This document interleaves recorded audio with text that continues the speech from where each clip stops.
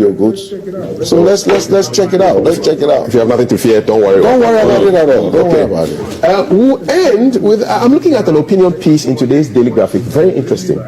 It's written by Mr. Rodney Nkrumah Boateng, Head of Communications and Public Affairs Unit, Ministry of Energy. And it's titled, When a Loss Becomes a Relief. And he's talking about his, of course, his party lost the elections in 2024, and he says, well, the loss has become a relief because, and I quote, whether requests from friends, acquaintances, and sometimes strangers from social media platforms for help with senior high school placement, foreign scholarships, teacher recruitment, or transfer, national posting, or other favors, they came in thick and fast when I was at the Education Ministry. Requests for help with recruitment into nursing, civil service, or security services also came through, as did requests to facilitate foreign travel. And then when he went off to Ministry of Energy, he said there were more requests on top of frustrations and complaints directed at me about power cuts whenever and wherever they occurred. The requests kept coming in. Requests for fuel coupons, prepaid meters, ECG contracts, and recruitment into juicy agencies such as ECG, GNPC, or BOST. Then education sector related requests still kept coming because the presumption was that he still had old links with his friends at Ministry of Education. People were requesting for personal financial support to take off bills and medication, mostly from Facebook contacts he had never met. They also came in regularly.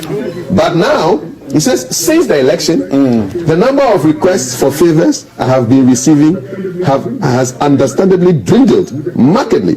With the transference of power to the NDC, I expect this request to dwindle further to zero. So it's quite interesting, the psychology around, I don't know. But it's lucky. He's to tell you what lucky is lost power, and that the number of people who request for is coming down. So now the Congress is happening with those who have gained power. Right? Yes, and for some people it's permanent. For a head of family, it's permanent. Whether you are out of power or you're in power. Whether you're out of power, when you're a head of family, it's a problem. Or a chief, it's a problem every day. Oh, this man beat me up. This man did this. Tomorrow this man did that. Every day there's something to be sorted out. Is our society just too dependent? Why? Well, I think that's human behavior. Behaviors of human beings are that every day there will be issues. There will be issues, and you need somebody. That's why you have a head of family. That's why you have a chief. That's why. So is this happening in Sweden, though? I mean, or Singapore? They have courts. Are people always pressuring every day? When you go to the courts, they all full up. There are courts every day. Somebody owes somebody £50. He's going to court because he's not paying. It's like that. So forget that. I think the pressure becomes a little bit too much. You don't even have to be a politician. They come to your house without even knocking. They come and sit down, and poverty and hunger is one big issue with two big issues that we need to sort out. P&H. Yes, poverty and hunger. There's the fundamentals for half of these problems. No money to eat, and if you're in the house and your brother is poor and daddy haven't eaten, what are you going to do? You have to find money to give them. So when you're elderly in Ghana, it's a big challenge. God says, yeah, the pressures. How do we cope? Well, also under pressure, what do we do? Is to try and do what you can do. Yes. It's one commandment of God that help those people who are genuinely poor. But those who are becoming professional beggars and dependents, you see, my message to them is that you have every potential within you to become who you want to be. So if you want to underutilize those resources within you and choose to become a beggar, it is your own problem. You must be ready to face the consequences. You beg, people may not get you. If you go hungry, it's your own choice. God did not create any of us to become a beggar. He said we should go and have dominion. He has given us all the inherited attributes which we can use to make ourselves who we want to be. So in life, you must have a sense of direction. who do I want to be? It will regulate you automatically to engage in behavior that will help you to achieve your goal in life. Is there a way to do strategic begging?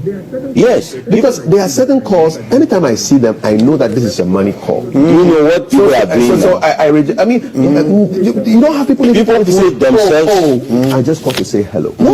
You know, but there are certain calls you see them, you know. I'll bring you banana and say, oh, today I was passing by and I saw banana, so I would really appreciate it. nobody brings you if you need banana. Look, they have your names. Every day, give me. They have your names on the paper. When they call you, at least 50 cedis. In 50. Oh, it's like a fundraiser. Yeah, fundraiser.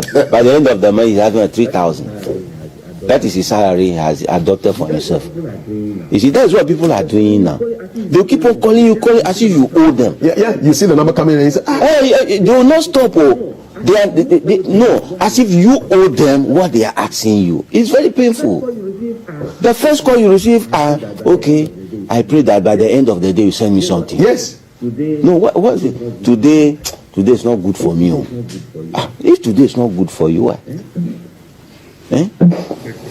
If you want the day to be good for you, then you must engage in doing good things. If you want every day to be good for you as a human being, you yourself, you must do good things. But when you do bad things, the day will not be good for you. Prof, I thought I was the only one under pressure. No, I don't want to open my mouth and say it at all. Pressure too like that. I'm under pressure more than what is written there. You can play with Raskimono. We want Raskimono to end. Under pressure, Raskimono. We have No, they must stop it. Sometimes you want to cry. How? You feel like you are a slave, just working to give out. They don't feel sympathy for you at all. It's very painful. So I thank him that he's no more in power. Yes. He will sleep now. You see, the requests are dwindling to zero. Yeah, it will dwindle. But for us, there's no rest for the wicked, though. When people die, half of them don't come to any funeral, but they come and call you that Charlie, do something. And then you go and bury the person. And you keep doing that all the time. And they won't even come and contribute. Let me tell you, if you lost somebody, everybody knows that you lost somebody. But now people are making it a must. I've lost this guy, so I'll be expecting. If They announce it. They announce it. If you cannot come, please Say something. Yeah, say something. And during the funeral, it's even more painful. I remember my mother passed in the middle of the funeral. Somebody went and reported me to the family head. Yeah. Why? We didn't serve me rice and chicken. And I'm thinking, man, look, my mother died. You know, my mother is dead. Yeah, people complain. They complain that after this funeral is poor funeral. I couldn't believe it, man. Drinks That's and where the food money was is not at. flowing. Funeral is where the money is at the I moment. said, you don't even think about me. I've lost my mother. They have no sympathy for you. No sympathy at all. They have no. You see, that is why it is written on the obituary notice: sympathizers are welcome. They are only sympathizers. They will pretend, but at the end, you have to pay them for coming to sympathize with you. It's not. You see, that we should stop. When somebody dies, let's help the person. Yes. To go through the bereavement process without a cost, but now they put a cost on you. You see, the way we are treating ourselves is not good. When somebody is in position, then he has become a source of money. Are you a Bank of Ghana? You know, at the funeral meeting, somebody was insisting that we must serve buffet. Yes. A buffet lunch on the Yeah. He didn't put it. Somebody will say, I want to get a contract and cook for you. I experienced that too. Cost of food. Yes, they said give the contract It's to my unbelievable. No, so we love dead bodies. We've done that for more than 30,000 years. We even talk to them. We touch them.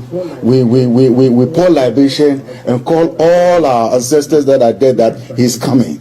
Look after him. He will be with you. Make sure we get money here. Do this. And that has been with us for more than 30,000 years. And that is why we are not able to think scientific. That has blocked our minds. We cannot think scientific because everything is, let's go to the spiritualist, let's go and call daddy, let's go and call the woman, who tell us this, and let's do that, and let's do that.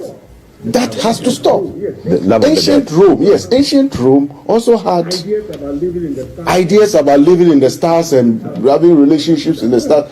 All those things are gone. They are very scientific now. They think on how to develop a watch, how to develop a telephone, how to develop your television, how to develop cameras. Those are the things that we need to think about. And cut off this thinking of we have to go to the Malam. Or let's go and see the spiritualist. People who go to church, most of them after church, they go to the Malam or go to the Jujuma. I'm telling